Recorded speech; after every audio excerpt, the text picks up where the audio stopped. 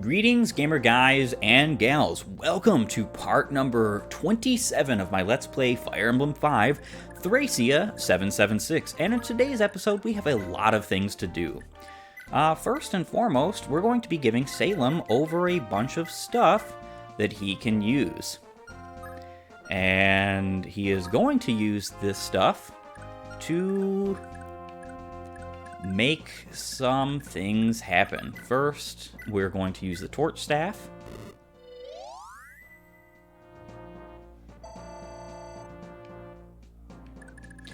And then we can see the entirety of this chapter, at least the majority of it. And we can see that we have units behind walls that will shoot at us, like this archer here. They're not very strong, but there are dancer units.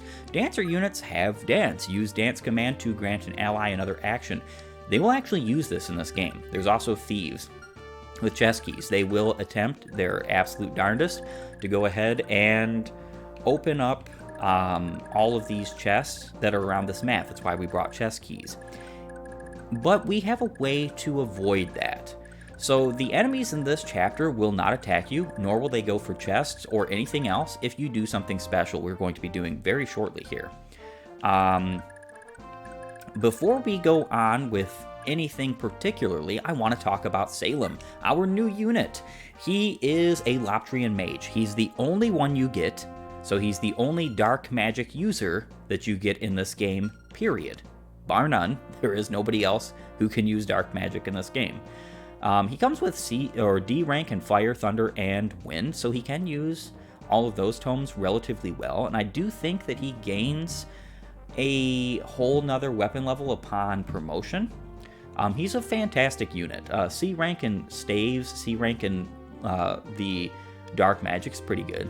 Only 6 movement, no vigor stars. He's not the greatest unit on Earth, but I do like him. I appreciate him. He's fun to use, especially because Jormungandr is actually a really good spell. I mean, you just take a look at like this compared to most other spells in this game, and this is the weakest level dark magic in the game. Now, it does weigh him down by 12, so likelihood is that your Salem, as long as he's using something like Jormungandr, is never going to have that much speed, even at max speed. So I do typically try to put like fire or wind on him. Something of that nature. We have a fire here. We're not going to be using it particularly to gain any weapon levels on anybody, so that's not that big a deal. I just decided to use that to give him a tome that will weigh him down less. Now, his growth rates are pretty interesting. They're kind of a bit lopsided. 60% HP, 5% strength, 30% magic. Not all that great, but you can buff that with that newfound Heim Scroll if you wanted. 45% skill, 40% speed, 10% luck, 15% defense and con, and 2% movement.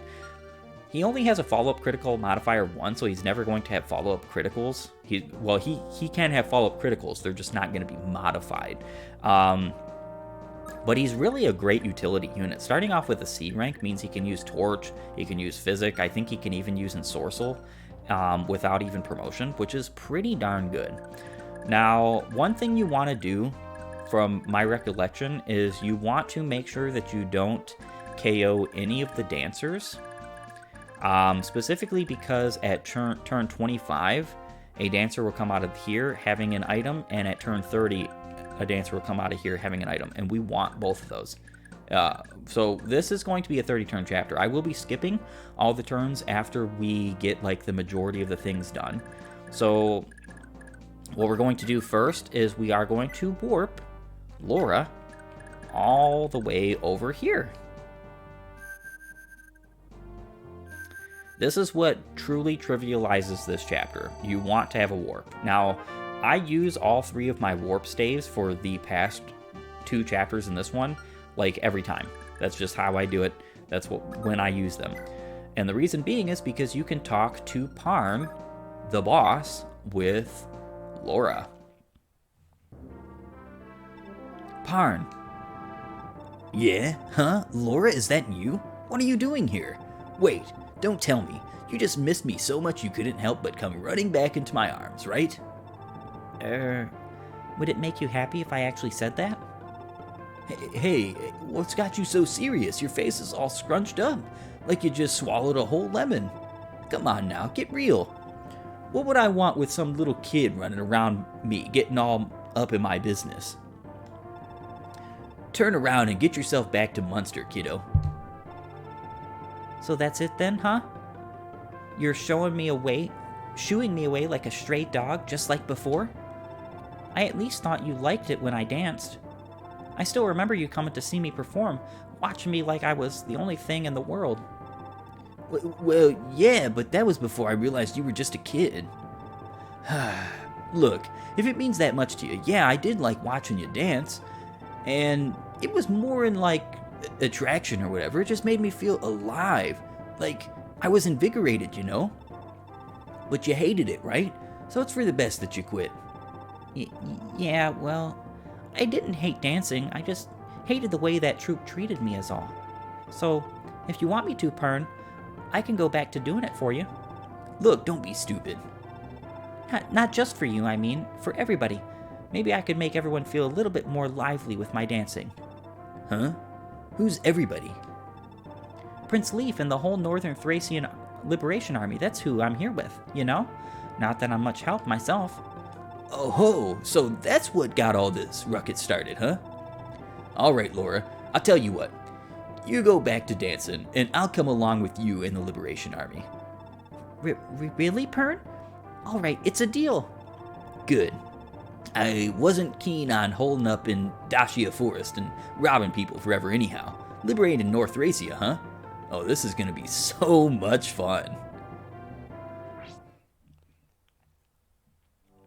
And Laura gets her secret promotion through this. So you do have to come to 12X, and you do have to talk with Perne, with Laura.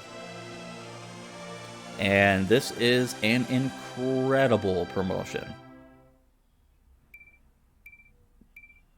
Yep, she gets minus stats. Quite a few minus stats, too. So now she is much less combatively viable, in my opinion. Doesn't really matter because she's a dancer now. So she has dance. Use dance command to grant an ally another action. She still has steal, which is great. Which, you know, is pretty great, especially because she has so much speed. Now she needs more con if she wants to steal anything other than, like, nonsensical items. But realistically, she's never going to get any more con. Even with the con scroll, she'll have 15%. You'd be lucky to see maybe, like, 3 or 4 points of con. That's just not enough. Like, the actual amount of con you want to get is quite a bit more than that. Now, she has 1 Vigor Star and 6 Movement. 6 Movement is not really all that great, especially for a dancer unit. It's one of the reasons why I sometimes debate on whether or not I want to give the movement, the leg ring to either Leif or Laura. And I specifically did it for Leif because not only is he needing to get to the thrones and seas quicker and all that good stuff, he also just is a combative unit that I'm going to have out in the open. I want him to stay in line with all the rest of my mounted units. Leif does have 2 authority stars right now, and it's because the Liberation Army has swelled to being such a big number. Now, we get another unit this chapter, Perne. He's a rogue, so the same class that Laura was before she just promoted. And he comes with the Kingmaker.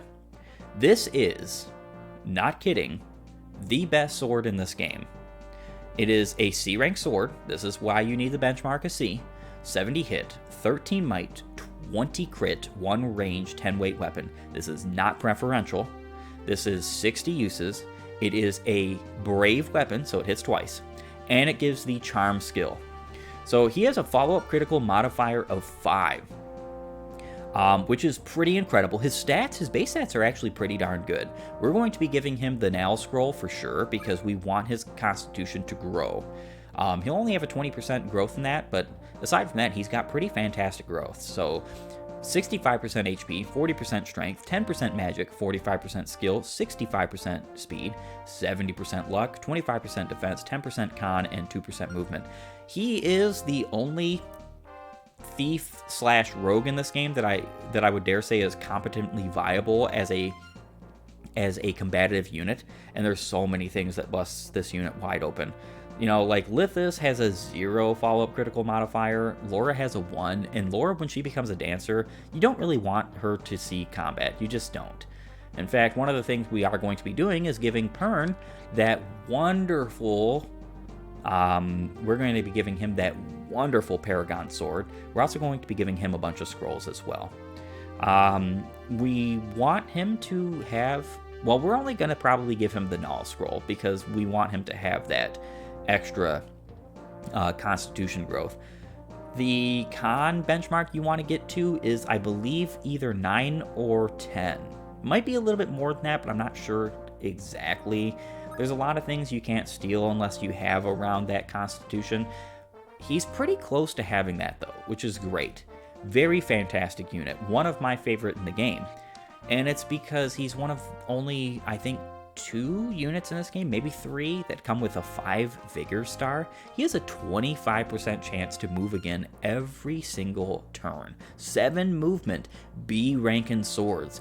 He has the Steel skill. He has Charm, which gives plus 10 hit and avoid to allies within 3 tiles of the user. This is the weapon skill. This is amazing. This busted skill that's on Nana can be given to anybody with a C rank in swords. He has Vantage, so user attacks first when the enemy initiates combat, and he has Soul. Skill percentage chance for an attack to heal damage dealt. He is a great unit, one of my favorites. So I would say, aside from Merida, he's right up there. Now, as you can see when I click on him, you can see that this guy up here lights up with that exclamation mark. His name is Trude. I'm going to show him off here. I can't really show off his growths or anything because, unfortunately, now he is a level 8 Myrmidon. He's pretty good. His growths are actually pretty good too. They're not nowhere near as good as Merida's. He has his own niche though. You can recruit him if you're quick about it. But the moment that you talk to Perne, all the rest of the units in this chapter try to escape. So he escapes pretty much every time before I ever reach him. I don't think I've ever used Trude, not even once. He comes with the Silver Sword because he actually has B rank in swords, 1 Vigor Star, 6 movement, and he has Nihil. So he has that skill, personal, doesn't even need the sword that Merida has. He can't use it, but even if he could, doesn't matter. He has the skill innate. So he is also a really great boss killer for late game bosses as well. His stats do grow pretty wildly good. The only problem is that, like I said, if you do my strategy, it's going to be an uphill battle trying to reach him. So one thing here is we have a dancer right next to us. We also have Tina. Now, we're not going to be talking about her just yet because we can't recruit her just yet, but you absolutely want to steal her Thief Staff and her Unlock Staff. One thing I should have done was taken that Paragon Sword and then steal. Alright, so the reason why you want to do that is because Tina has the same AI that Salem did in the previous chapter, and she will use the Thief and Unlock Staff to steal and take things. You don't really want her to do that, because it's just not great to allow that to happen. Alright, so we can't capture here, so there's actually just no reason to attack. We could KO him and get him out of the way, but from my understanding, you don't really want to KO any of the units in this chapter if you want those 2 dancer units in this corner. I think it's just the dancers you don't want to KO. But being honest, I'm not about to go look that up or waste my time trying, because none of these guys are going to give you much experience points anyway. It's kind of just like a fruitless endeavor, if we're being real. They'll give you some experience points. It's not really that important or that big a deal, so it's whatever.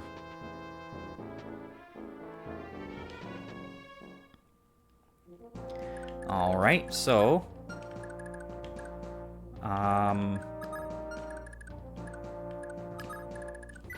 we can move over here.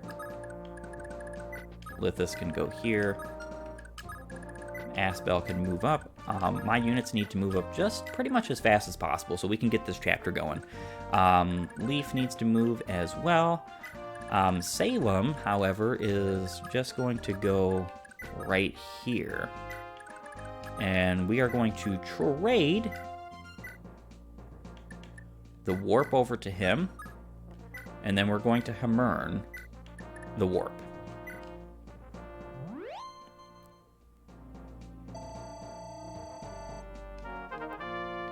And yes, we get a whole nother level up.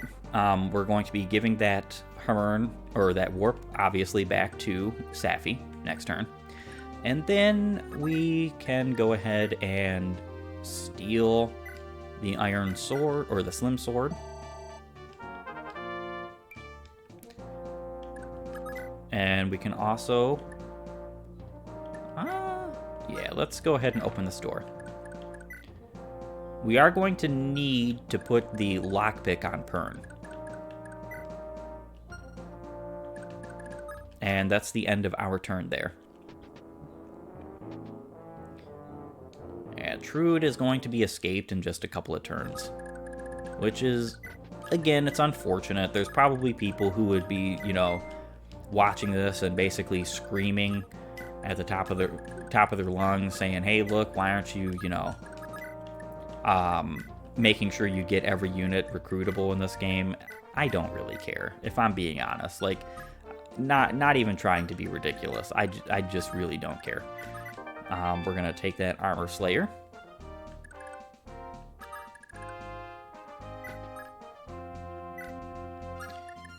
And just move that way.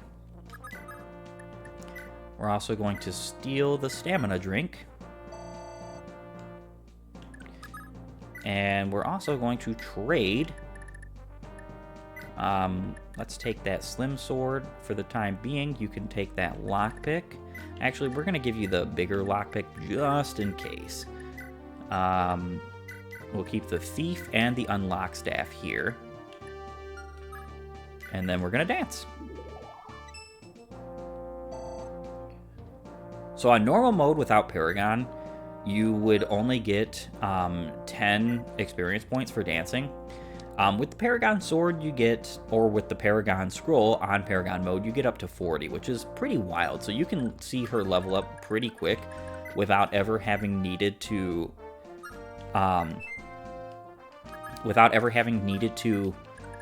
actually take any combat with her after she promotes. The only reason why I wanted to get her as best to stats as possible is because her promotion into Dancer reduces stats, and though I don't care if she's combative at all, I mean literally at all, I just don't care, it's better to have her be able to use whatever she can to be protected, defended from all the enemy attacks. It's just a good idea for her to be as strong as possible. Yep, Safi is going to take a day or two.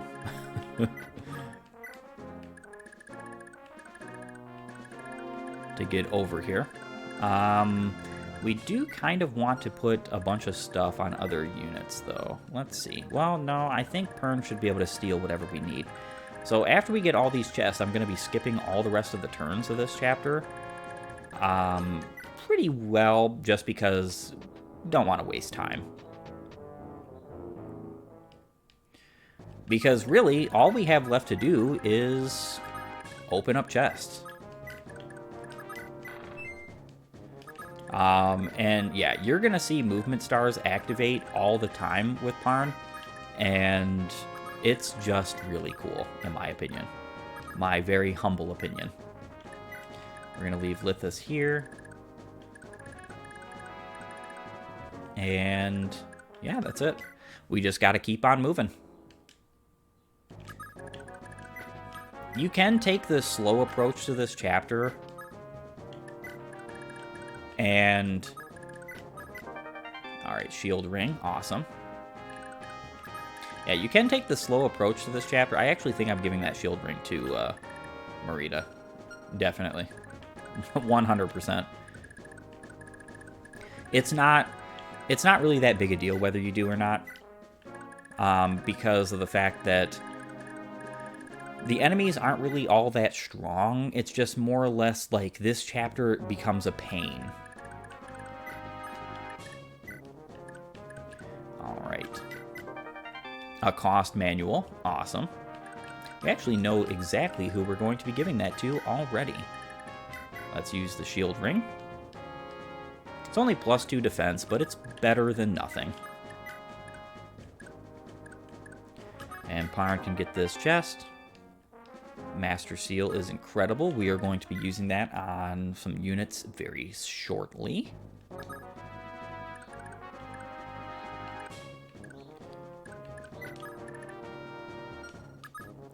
And we're just going to leave you there.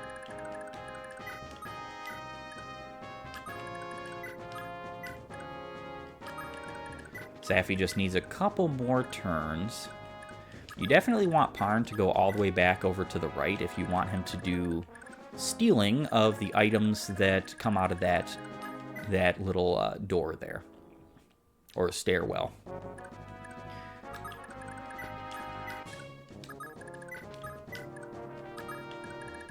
Just a couple more turns, and we will have finished off basically everything we're going to be doing in this chapter right now. Except for the last couple of turns.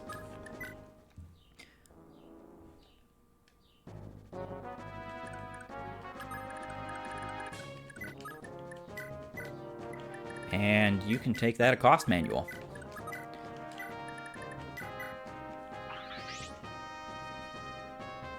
So, the reason why I give a cost to Merida is because with a brave weapon, with a cost, and when she promotes to a swordsmaster, she gets adept. She has the potential to attack, and I'm not kidding, this is what I've calculated, to attack up to 80 times in a single round of combat with a certain skill she learns later on that's personal to her as well. So adept, a cost, and that specific skill alongside her Merida sword allows her to attack up to 80 times in a single round of combat. It's wildly fun.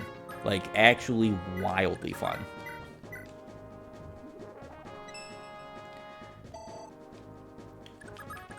And we can talk. Actually, we're going to trade. Unlock Thief. And then we're going to talk. Tina, what in the blazes are you doing here? Oh, big sis. Tina, dear, why the tears? What's happened to you? Start from the beginning. Why did you leave Tara? I wanted to help you. Just thinking of you out there all on your lonesome. Well, I just couldn't stand the thought of it, so I left the city. But then that big bully Perne caught hold of me. He's a thief, and he's been treating me as his personal slave. A slave? That can't be. Who would do such a thing? Tina, what exactly did he make you do? Steal things for him, mostly with my thief and unlock staves, you know. He said those were what made me useful. Well, couldn't you just refuse? Surely he'd listen to the objections of a little girl scarcely old enough to lift a broom. Wouldn't he? You don't understand. If I said no, he'd do awful, horrible, terrible things to me. He would? Uh-huh. Tina, please, you must tell me what he did to you. God give me strength. I've steeled myself for whatever wickedness it is. He'd take a big, hairy caterpillar and wave it in front of my face, or even drop it on top of my head. It was so gross and icky, I thought I'd die right then and there. Is that all? Uh-huh. Oh, big sis, it was so awful. I'm getting shivers just telling you about it now. Oh, Tina. Yeah? It's nothing. Listen, I told you to wait in Tara until I returned. Promise me you'll do as I say from now on, all right? Yeah, of course. I'm sorry, big sis. Say, I saw that Lord Leaf fellow fighting earlier. He's awful cute, isn't he? Somebody like him would be my dream guy. But he couldn't just have good looks. He'd have to be a prince, too. What do you think, big sis? Tina, I'm a little worn out right now. Let's talk about this later, all right? Okie dokie, big sis. I was having a rough time not bursting out laughing the entire time I was reading that. And the reason being is because, like, Safi over here is thinking, like, something really bad has happened to Tina, when in reality, Tina was just getting teased with bugs. Perne's not a bad guy. A lot of people say that he's, like, morally gray or something like that, and I think that that's a really ridiculous statement to say. I don't really think he's morally gray. I think he's just a good guy, fighting the good fight against, like, the Empire and these bandits around here. I mean, yeah, he's not doing necessarily the best of means to go about that. Certainly wouldn't be my way. But he's definitely not what I would consider a bad guy. So here's Tina, a priestess, the younger sister of Safi. And she more than makes up for not having all the qualities Safi does by having different qualities. So she has a follow-up critical modifier of 1, so she's not really going to be a combative unit even after she promotes. However, who cares? She has the preferential staff, 2 of them in fact, the unlock. Opens a door or chest or lowers a drawbridge. This is basically like a lockpick that has infinite range.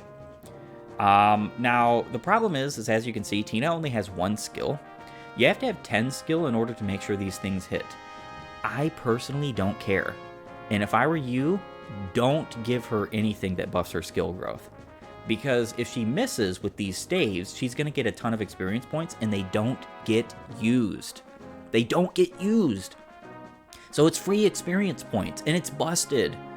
She has the Thief Staff, which is also preferential to her, weight 5, range infinite. Tina steals a weapon, staff, or item from a target with lower magic. You do want her to buff her magic. 3 magic is pathetic. There's next to nothing at base that she can steal from. Next to nothing. There are some things that some folks she can't steal from, but otherwise, she's got some really great qualities. And you don't, like I said, you don't want her skill to grow, at least not above like 9. So she has a 40% HP growth, 3% strength, 50% magic, 25% skill, good. I think there's a minus skill scroll in this game, and I would be giving it to her the moment I got it. 65% speed, 90% luck, 5% defense, con, and movement. So she has the coveted max amount of movement growth. She has 5 vigor stars. 25% chance to move again, 5 movement, and she has a 5% chance to grow her movement, as well. There is a scroll in this game that gives you another 5%. So she can be pretty darn busted. E rank and staves is really, really disgusting. Like, it's truly a shame. But I think that's the reason why they gave her 2 preferential staves and, like, the vigor stars and everything. Her toolkit, in my opinion, is one of the coolest and funnest out of all of the staff units in this game. Yes, she's arguably never going to be able to use warp. It's just not happening. She's arguably never going to even be able to use things like physic. But it doesn't matter. The unlock and the thief staves are fantastic weapons that she has in her toolkit that nobody else can use. So use them. Alright, so we have 1 more chest to open. We're going to be doing that with Asbel. We need to move over 1. Marita is ready as she ever can be. None of your units really need to move after this. Perne, he's going to go down here and switch places with Lithus. I think that's perfectly fine. And then, that being said, we're just going to be opening up 1 more chest, and then we're going to be skipping a bunch of turns. And here we go. Fortify. Very important staff to get a hold of right now. So Fortify is a B rank staff, weight 9, restores 10 HP plus user's magic to all allies. This is incredibly useful. Now you get more later on in the game, but for the time, This is like the only opportunity you're going to be able to get a fortify even remotely soon. So the idea here would be to just use that fortify for all it's worth on somebody like Safi right now to heal units from far range. It's basically a get out of jail free card for all of your units, which is pretty darn good. Pretty darn good. And it's, in my opinion, something that I wouldn't want to pass up. Just would not want to. I think we could, if we really wanted to, move Marita back just in case to help out, just in case Perne can't do like everything he needs to. Salem, let's see. Having this Master Seal is great, so we're going to be giving that Master Seal over to, we're actually going to give it over to Lithus right now just to hold. We're going to be giving it to Nana, most likely. I think that's our best bet. Alright, so we can check our turn right now. Status is turn 13. So we have to wait till turn 25, enemy phase, and turn 30, enemy phase, before they show up.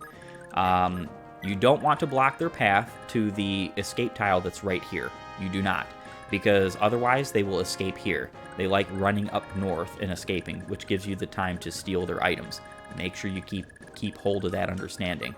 We're going to put Marita here just in case.